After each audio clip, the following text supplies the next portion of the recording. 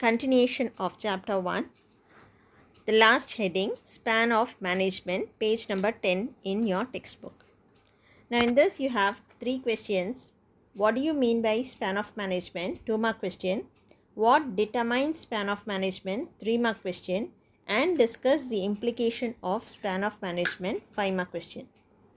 First we'll see the meaning. Span of management refers to the number of subordinates who can be managed efficiently by a superior. Say for example, in a class, a teacher can handle a maximum of 40 or 50 students. Only then she will have the control over the class, control over the students, and she can give better results by giving individual attention to the progress of each and every students. Okay. Similarly, in an organization also, the superior, the number of subordinates working under a superior is called as the span of management. Say for example, A is the superior, B, C, D, E and F are the subordinates. B, C, D, E and F should report to A, the immediate superior. Okay. Now if the subordinates are limited, A will have better control over the team. Okay. So this is known as span of management. It refers to the number of subordinates who can be managed efficiently by a superior. Okay. Hope it is clear, the meaning part. Next one is implication. It influences the complexities of the individual manager's job. When the number of subordinates working under the superior is so many, when there are so many subordinates reporting to the superior, it increases the complexity. The manager's job becomes very difficult and complex. Okay, when there are so many subordinates under him. Determines the shape or configuration of the organization. The span of management determines the shape of the organization. This you will understand when I teach you the types. We'll see the types first. Types of span of management. There are 2 types. First one is the wide span of management and the second one is narrow span of management. Wide span of management meaning, see here I have given the example. A is the superior, B, C, D, E, F, G and H are the subordinates. Now all these subordinates are reporting to one superior or the one manager A. Okay. So here the span of management or the structure of the organization is flat.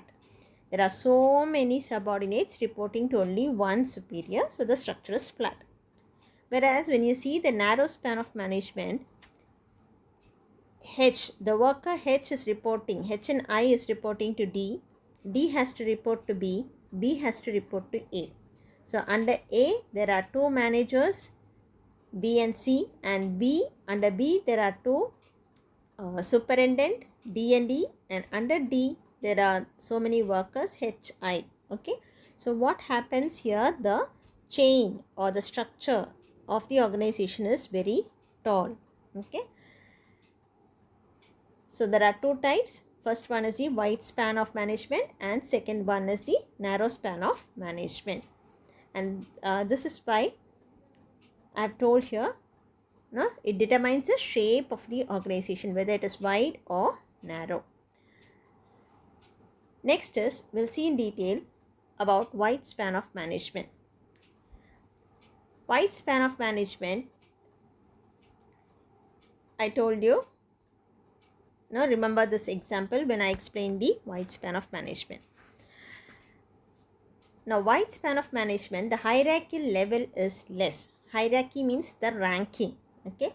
Suppose in a company there will be board of director, managing director, team manager, then you have the superintendent, then you have the worker. So each of this designation we call it as ranking. Okay. So this is known as the hierarchical level. In wide span of management, the hierarchical level is less. You don't have much hierarchy. Okay. More number of subordinates under one superior. You have so many subordinates reporting to one superior.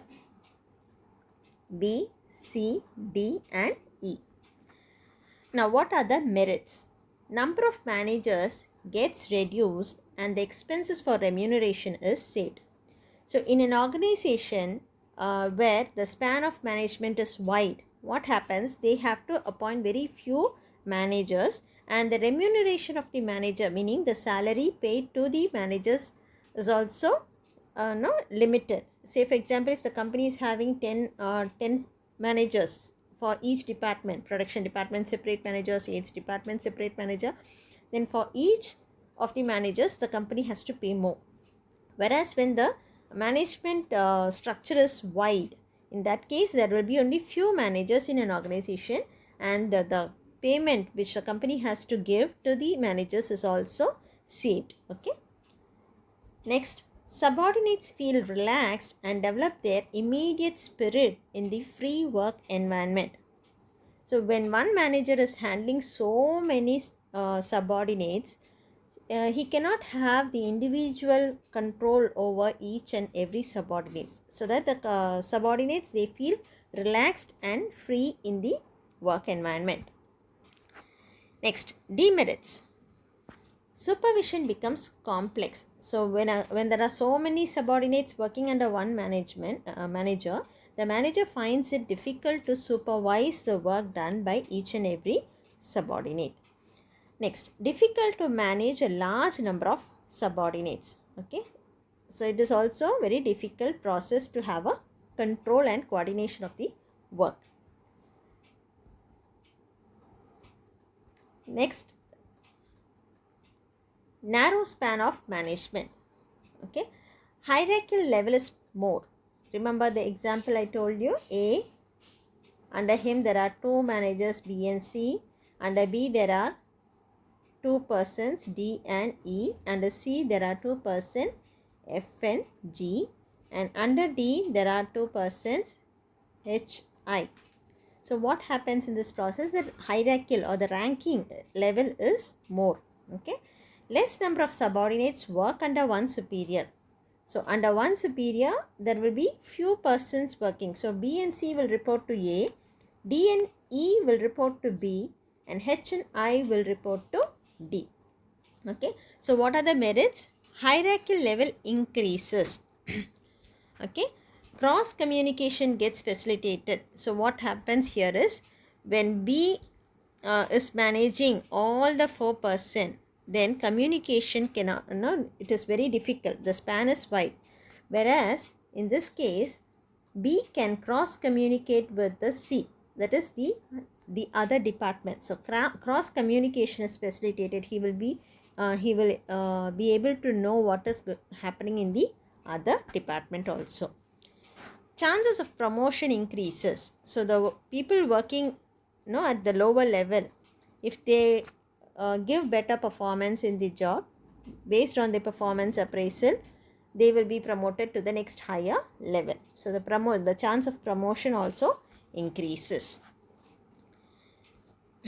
Next is the demerits. More number of managers are to be employed, which is very expensive. So what happens is, you should appoint, an organization should appoint so many managers, and the payment should be given to them. It is an expensive process.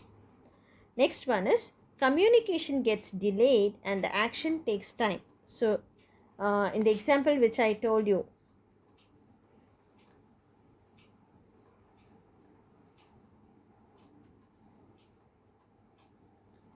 if the worker wants to communicate, H wants to communicate something, they have to report to D, and D has to take it to B, and B has to take it to the top level management. And the decision which A takes will take time, and it has to be communicated to the worker in the same hierarchy. So the decision making process also, the action takes time and the communication also takes time. Okay, and lack of coordination and control. So there is a lack of coordination among various departments. So under one superior there are only 2 workers, and the other department, that under one superiors there will be 2 workers. So the coordination of work is difficult at sometimes. Next one is factors determining the span of management. This is an important 3-mark question. First one, meaning factors determining the span of management means to have a wide span or a narrow span in an organization. So what are the factors which should be taken into consideration? Okay, first one is capacity of the superior. If the superior is well qualified, well efficient to handle the entire work, then there can be a wide span of management. Okay, when the superior is newly appointed, then there should be a narrow span of management. He will be able to handle subordinates. Next one, capacity of subordinates. If the subordinates are very talented, qualified, and they are specialized in their work, experienced subordinates, then they can have so many subordinates reporting to one manager. Okay, that is, they can have the wide span of management. Whereas if they are freshers, then the span of management should be narrow. Okay, they should be reported to 1 or 2 subordinates should be reported to a team manager. Next, nature of work. If the work, the task is difficult, then you should have the narrow span of management. If the work is routine and easy job, then you can have wide span of management. Planning. If the work is well planned, you can have wide span of management. Next, degree of centralization. Centralization means everything is under one control. Decentralization means the work has been works and responsibilities being distributed to so many managers. Okay, if it is centralized, then the span of management should be wide. Next, supervision from others. When the work needs supervision from other people, then the narrow span of management should be adopted. Okay, hope it is clear, this topic. I will just send you the PDF, because in your textbook it is not given clear, means the merits and demerits are not given as points. You can take down notes from this PDF.